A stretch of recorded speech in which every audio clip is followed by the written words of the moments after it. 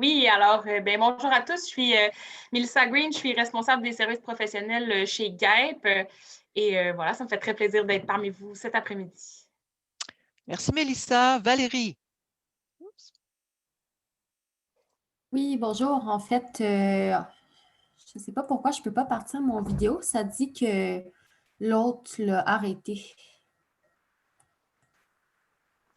Je ne comprends pas non plus. Ouais, ça dit You cannot start because the host has stopped it. Mais bon, c'est pas. On peut faire ça. Voilà. Ah, bonjour. Hey, salut.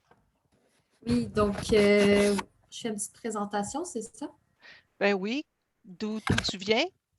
OK, super. Donc, oui, moi, c'est Valérie. Puis, en fait, je travaille à la MRC de la Haute-Côte-Nord dans le service de gestion des matières résiduelles.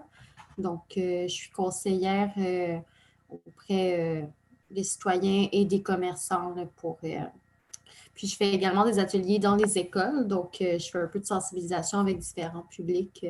C'est pour ça que je trouvais ça intéressant, l'atelier d'aujourd'hui. Bienvenue Valérie. Noémie. Bonjour tout le monde, moi je suis située à Gatineau. Je m'occupe du programme École éco-citoyenne de l'Outaouais chez Enviroéducation. Donc, on travaille à l'accompagnement des écoles en Outaouais.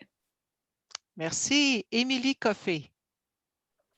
Bonjour, je suis la chef des services éducatifs aux Amis de la Montagne sur le Mont-Royal à Montréal. Merci. Il y a une autre Émilie, il me semble. Bonjour, donc Émilie Houle-Daclos, je suis animatrice environnement pour l'écoquartier de Montréal-Nord. Oui, bienvenue. Armelle. Oui, bonjour. Moi, je suis muséologue de formation scientifique également et je suis actuellement suppléante dans des écoles de la région de Chaudière-Appalaches, en fait d'Appalaches, à Thetford Mines. Et je m'intéresse à l'environnement et nous essayons de monter un groupe de citoyens pour faire des C'est actions. super. On a des gens de partout au Québec, c'est vraiment chouette. Lydia. Oui, bonjour. Donc, moi, je suis agente de conservation et éducation pour l'Association forestière des Deux-Rives qui est à Québec. Donc, nous, on a un volet éducation et on va donner des animations dans les classes. Donc, je suis là pour nous inspirer un petit peu et trouver des nouveaux trucs. C'est bon, j'espère que ça va t'outiller. Lydia. C'est moi qui viens de parler. Ah, je m'excuse. Marie-Claude. Est-ce qu'il y a une Marie-Claude? Il semble qu'il y a une Marie-Claude. Bonjour, moi c'est Marie-Claude. Je travaille à la Joujouthèque Basse-Ville de Québec. Et puis, je suis joujoutécaire et animatrice. Donc, on a un petit projet, c'est les petits explorateurs. On va chercher les familles et puis on fait des ateliers en plein air, en milieu urbain. OK. Est-ce que j'ai invité Charline? Non, bonjour. Alors, moi, je suis à Montréal. Je suis un parent d'élèves au primaire, donc je suis responsable du comité environnement à l'école de mon fils. Puis, je suis aussi maintenant étudiante à la formation en éducation, donc je serai bientôt une enseignante du primaire. Ah, fantastique. Odile.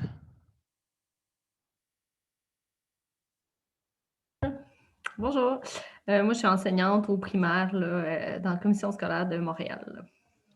Bienvenue. Julie. Allô, moi je suis enseignante au primaire à Bécomo, présentement en maternelle 4 ans. Wow, Nathaniel. Oui, bonjour. Donc, moi, je suis éducatrice conceptrice scientifique au Biodôme. Donc, on a différentes activités. Donc, je viens voir de quoi vous allez parler. C'est bon. Joanne. Oui, bonjour, moi aussi, je suis éducatrice conceptrice scientifique au Biodôme et je m'occupe de la salle de découverte Naturalia qui va être revampée bientôt. Est-ce que j'ai oublié quelqu'un? Si oui, manifestez-vous. C'est bon, on a fait le tour. Alors, c'est parti. On y va.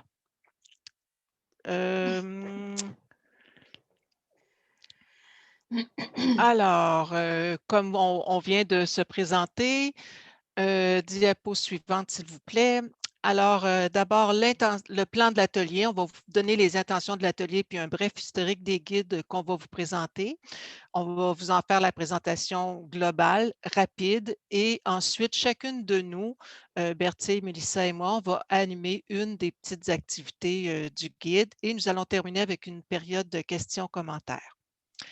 Notre intention, c'est de vous faire découvrir les guides et surtout de vous communiquer le goût de les utiliser.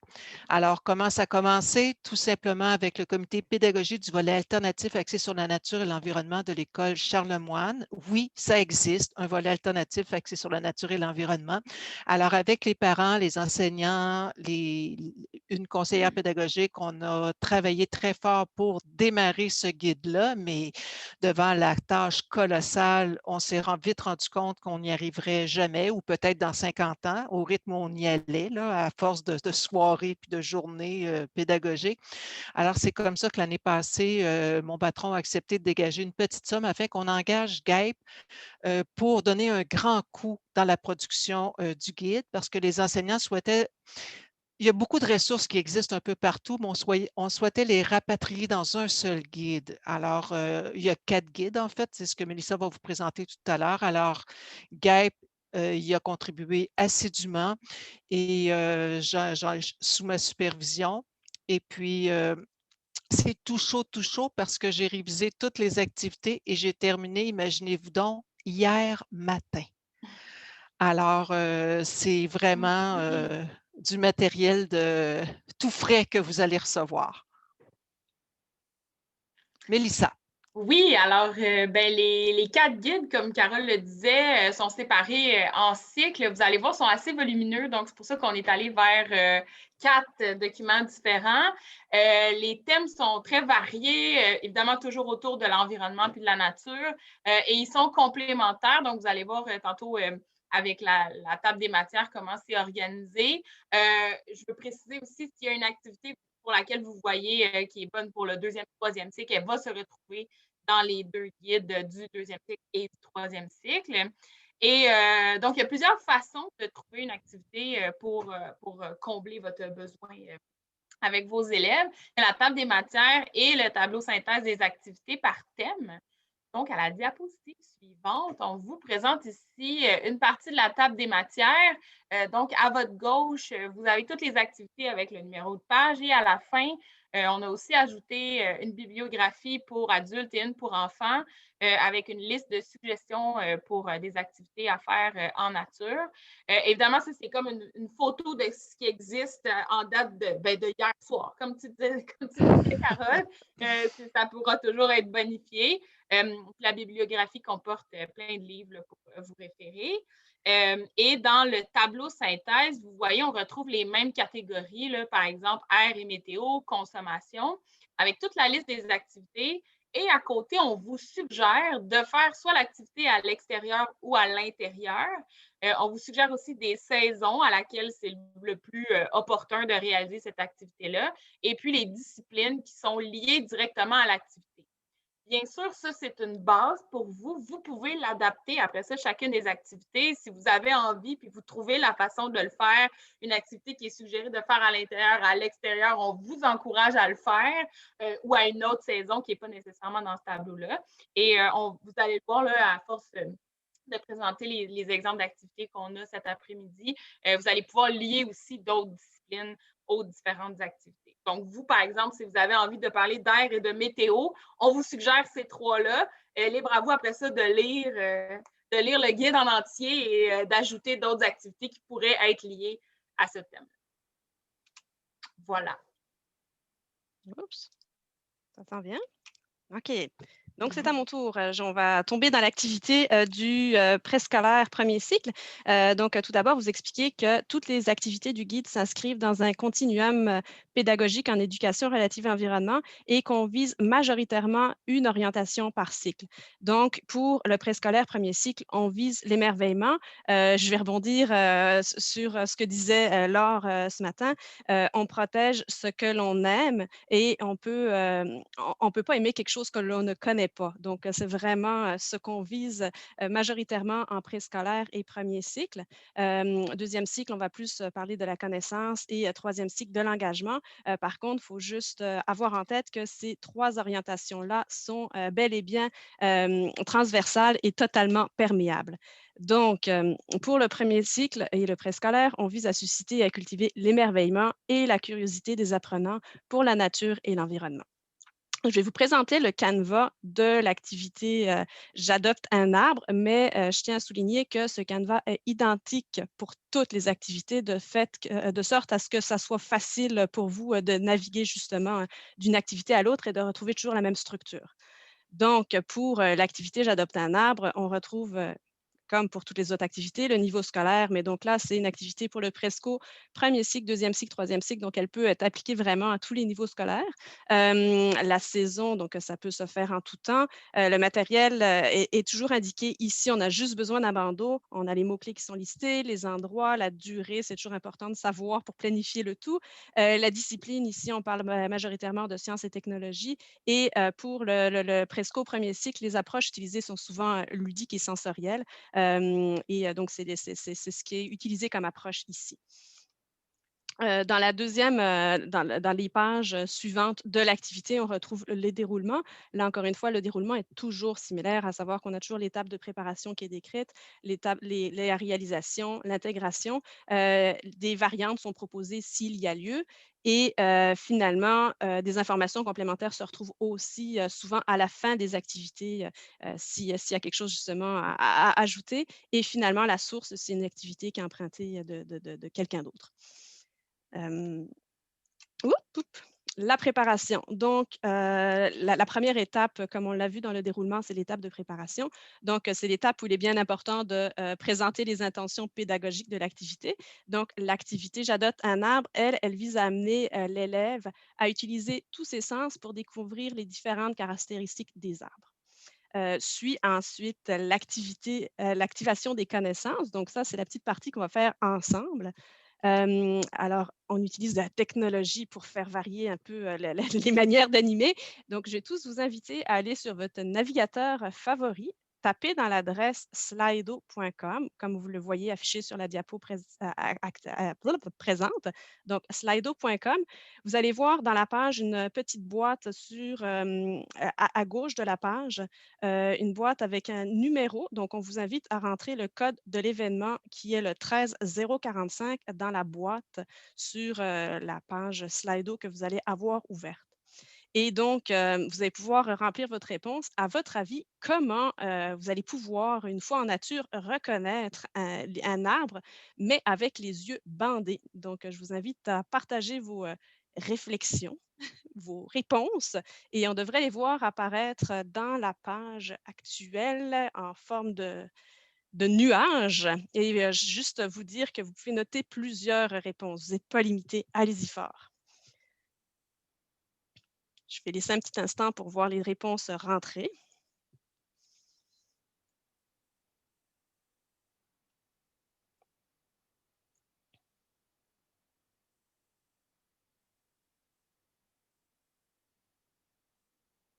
Donc, on voit que la texture de l'écorce apparaît plusieurs fois, la circonférence. On parle c'est ça, du toucher, donc de la texture de l'écorce qui apparaît souvent, la forme des feuilles, les fruits, l'odeur. Bon, vous êtes productif. Donc là, c'est la période d'activation. Donc, on accueille tout ce qui vient et ça nous permet de justement préparer la rencontre, la sortie. Je vais vous arrêter ça là pour poursuivre. Donc, vient ensuite l'étape de réalisation. L'étape de réalisation, c'est l'étape où justement on va expliquer ou rappeler les consignes et le déroulement.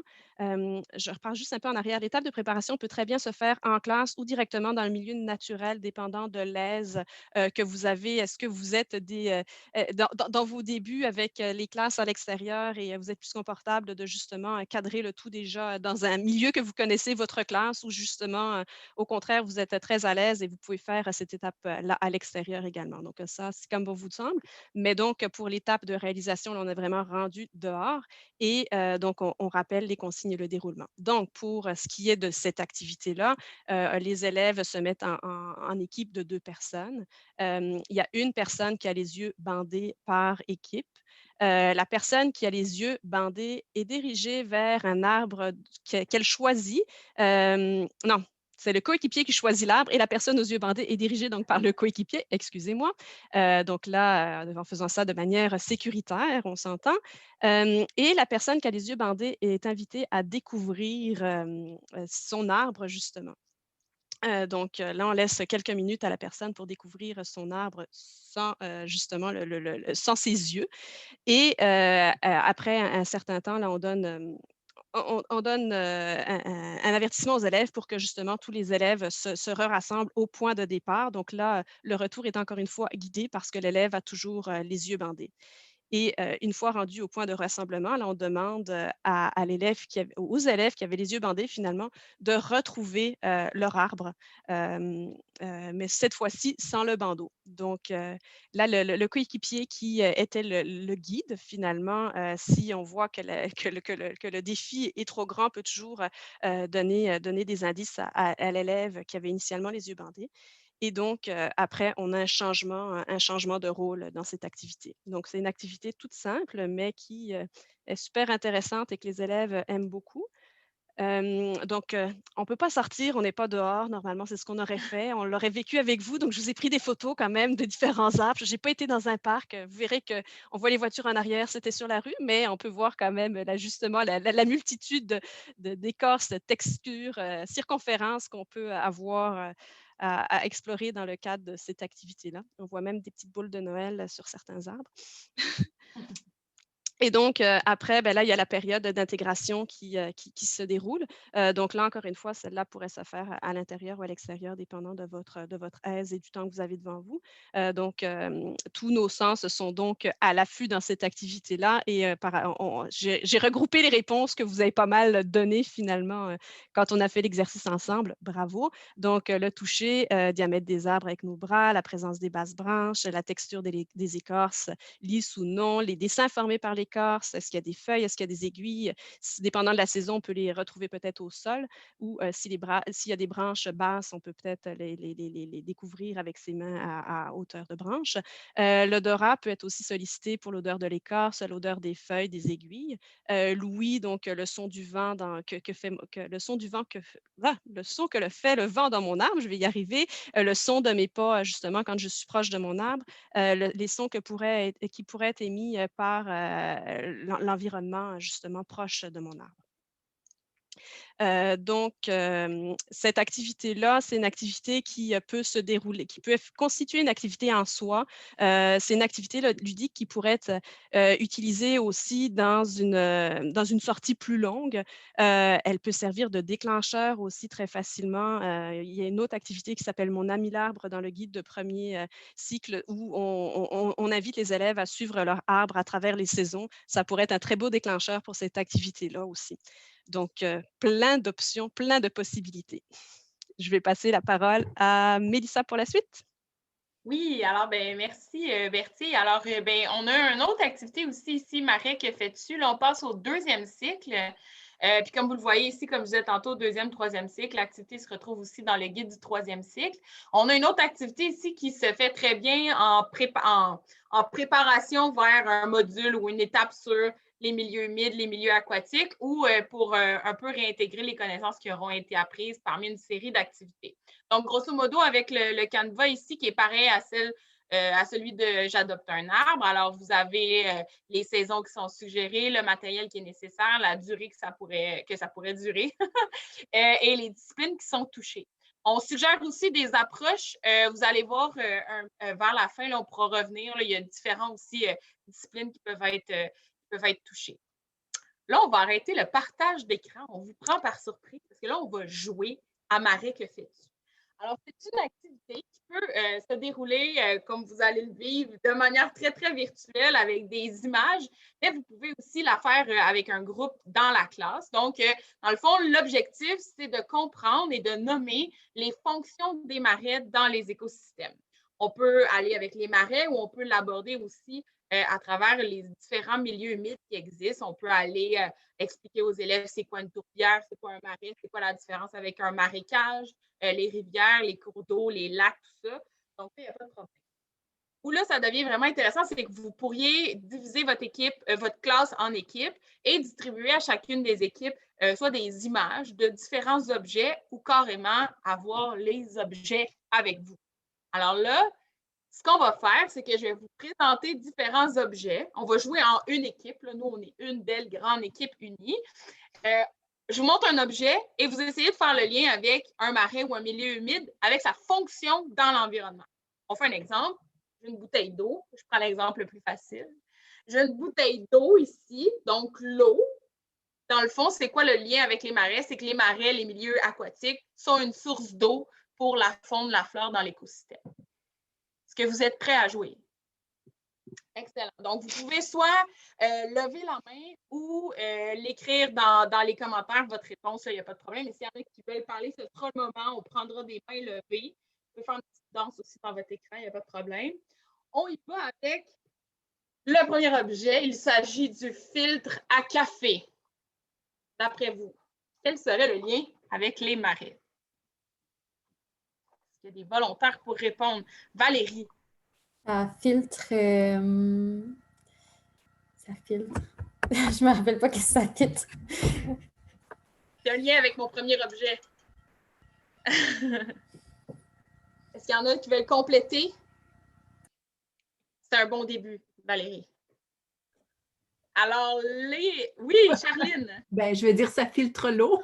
Oui, exactement. Alors, les marais sont un peu les reins de la planète, un peu à l'image des forêts et des algues qui sont les poumons de la planète parce qu'ils produisent beaucoup d'oxygène.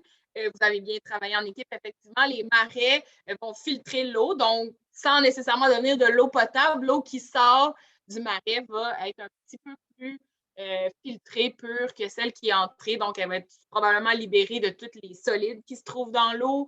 Il va y avoir beaucoup de nutriments aussi qui vont avoir été absorbés par toutes les plantes puis les animaux qui vivent dans le marais. Excellent. On en fait un autre. Tiens, je vais prendre mon griot super grain avec plein de vitamines et de minéraux. Est-ce qu'il y en a qui veulent répondre? Joanne? C'est une source de nourriture parce qu'il y a beaucoup d'animaux qui vont se tenir là, puis il y a beaucoup de plantes, de graines à manger. Oui, exactement. Alors, beaucoup de nourriture. C'est comme les marais, c'est un peu des garde-manger ou des dépanneurs dans la forêt. Il y a énormément d'animaux qui vont converger vers là pour se nourrir de d'autres animaux, de plantes. Et ça fait un lien aussi avec mon troisième objet qui est le petit coussin, sur lequel il y a aussi, on pourrait faire un lien avec des oiseaux sur mon coussin. Le coussin, d'après vous, quelle serait la fonction du marais associé à un oreiller? Charline? Est-ce que c'est un lieu de nidification? Exactement, c'est un lieu de nidification, donc des endroits où les animaux vont faire leur nid, vont avoir leur bébé. C'est une aire de repos aussi. Alors, il y a beaucoup d'animaux qui vont aller prendre une pause pour, comme on disait tantôt, manger, boire de l'eau, faire son nid, etc. J'ai un dernier objet qui se trouve derrière moi. En plus, ça donne que c'est un tableau avec des quenouilles dessus.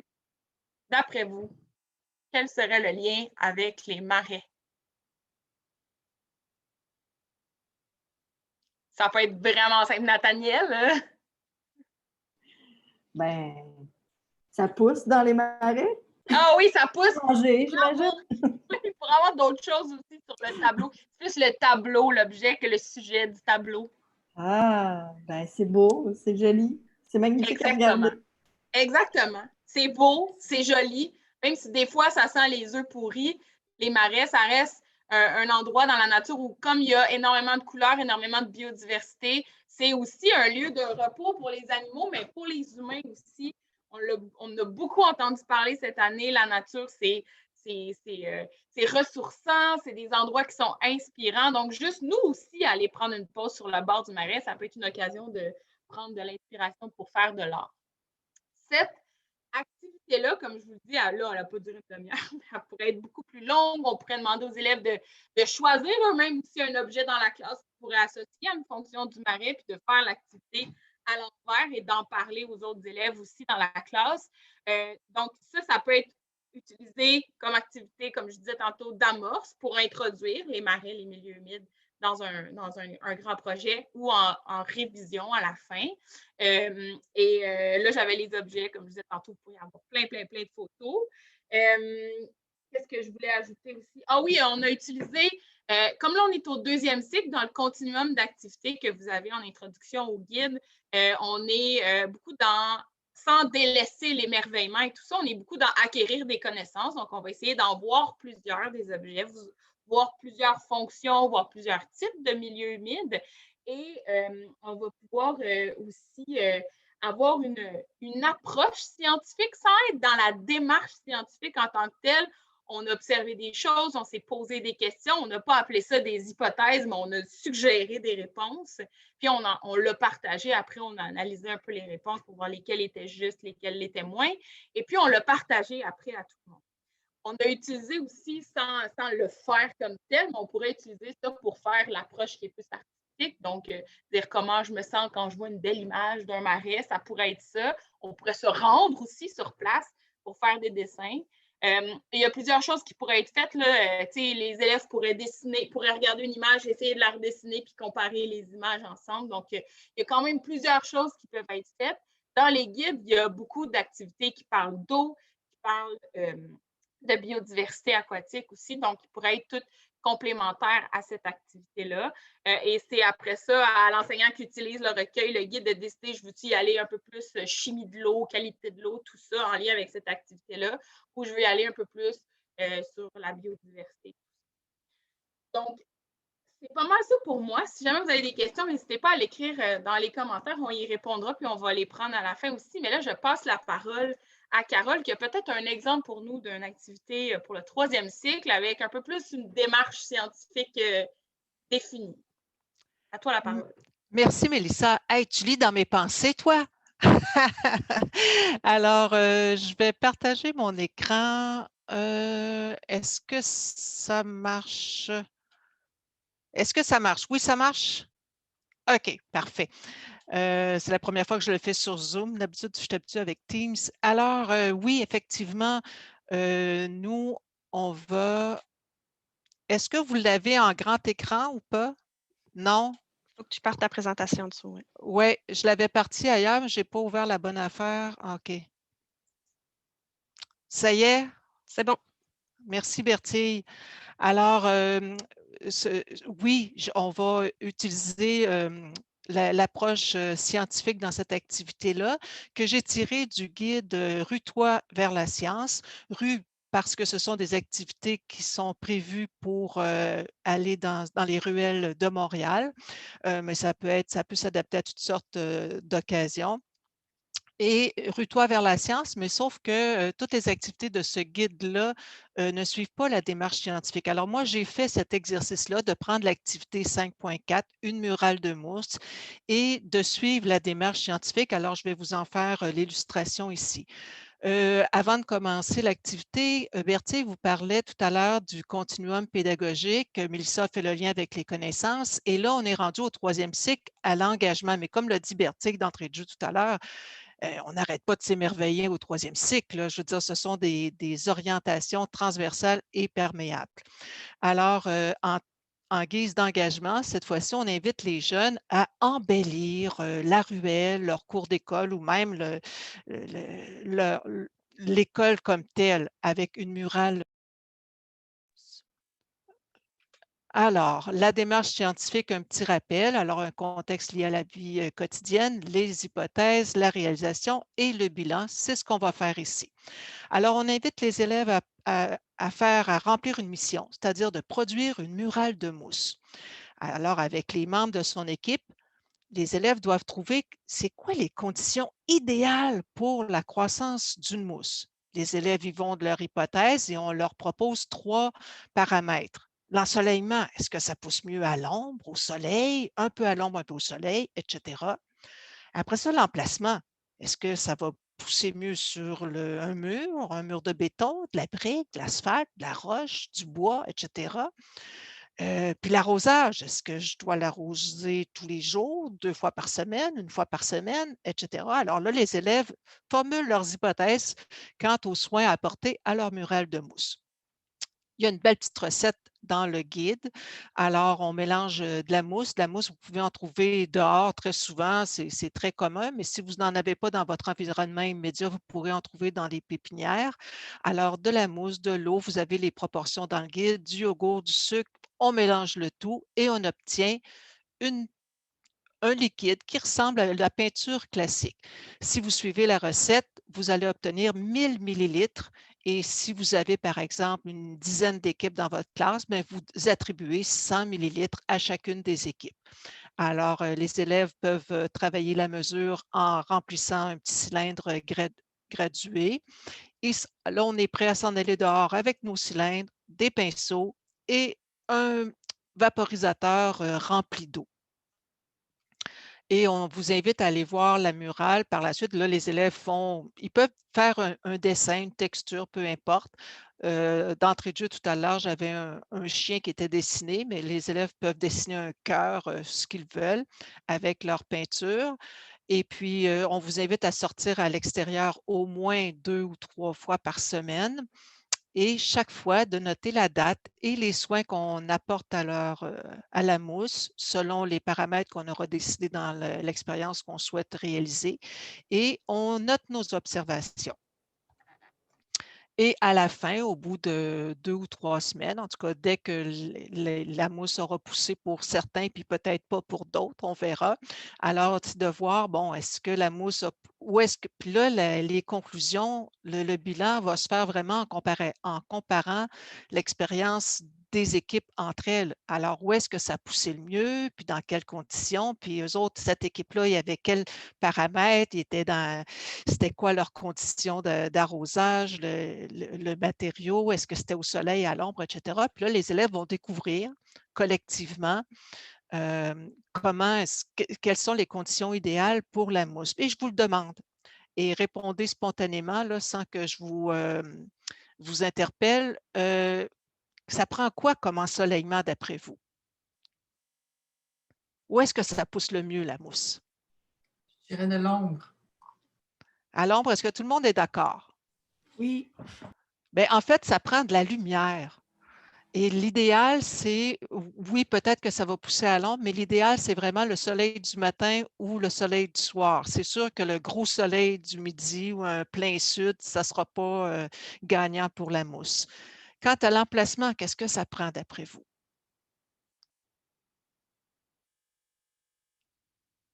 Où est-ce que ça va pousser le mieux? Là où il y a une texture. Pardon? Là où il y a une texture, sur des rochers ou des oui, écorces, quelque chose, là, il y a quelque chose qui va s'accrocher. Exactement, ça prend un matériau poreux. Alors, du moment que la mousse peut s'y accrocher, effectivement, elle va pousser. Puis l'arrosage, qu'est-ce que ça prend pour que la mousse pousse bien?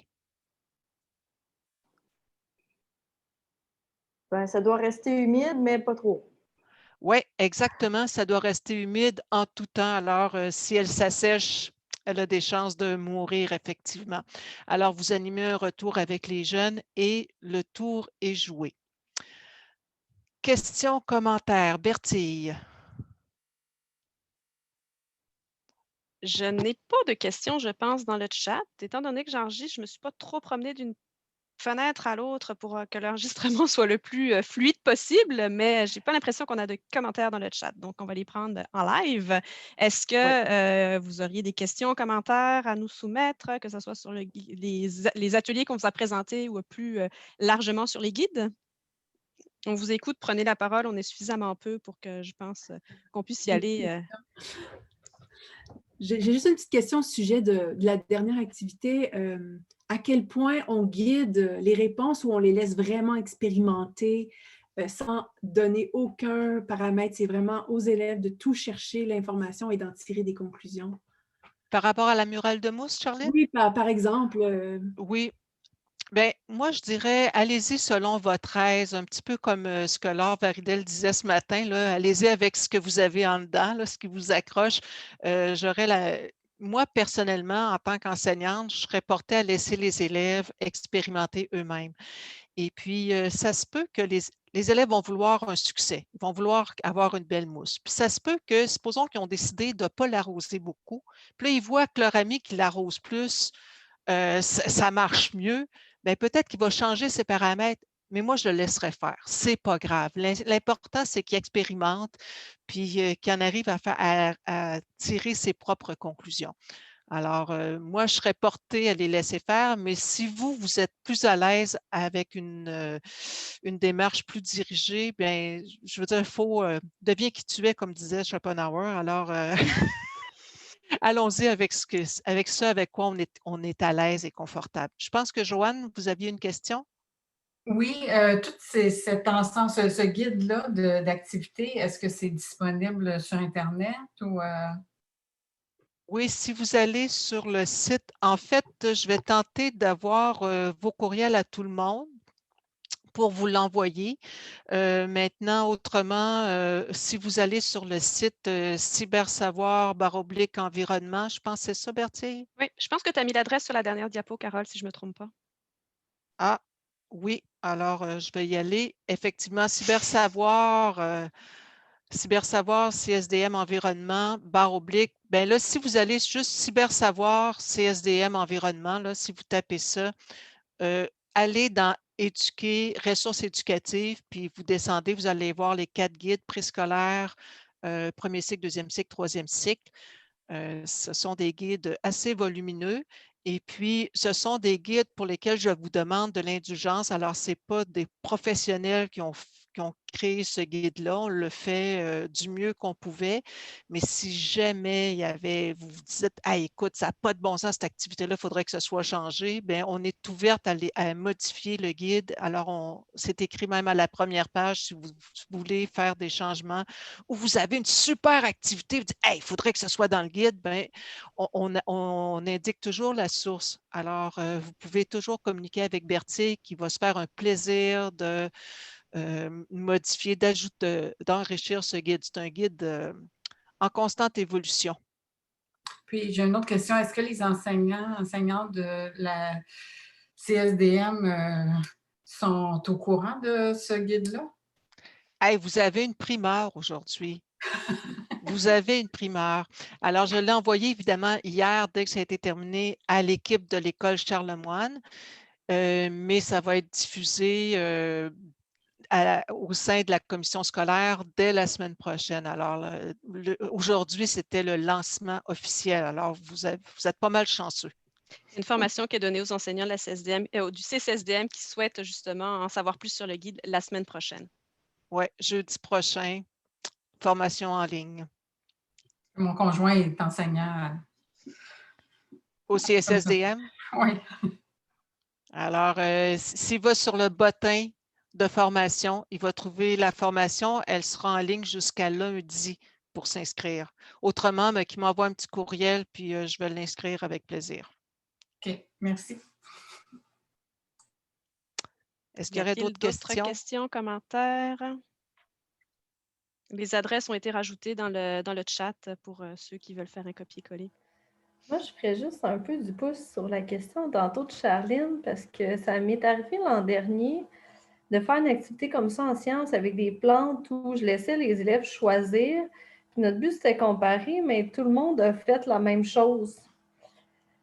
Fait qu'après, tu sais, je trouve qu'on perd un petit peu l'idée d'essayer différents murs ou différents trucs, parce que là, tu sais, ils sont un peu tous copiés, aller vers la même chose. Fait que je trouvais que ça donnait des conclusions moins intéressantes. Mais là, après, tu sais, je ne sais pas comment pallier à ça, parce que je trouve ça intéressant, tu sais, de les laisser vraiment aller vers qu'est-ce qu'ils veulent. Je ne sais pas si c'est un…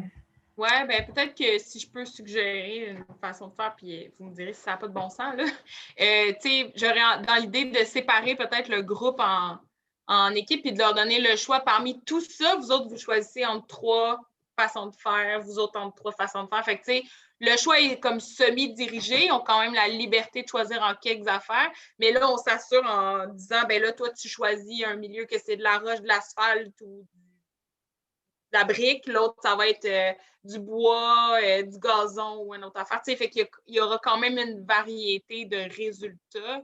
J'irais peut-être comme ça.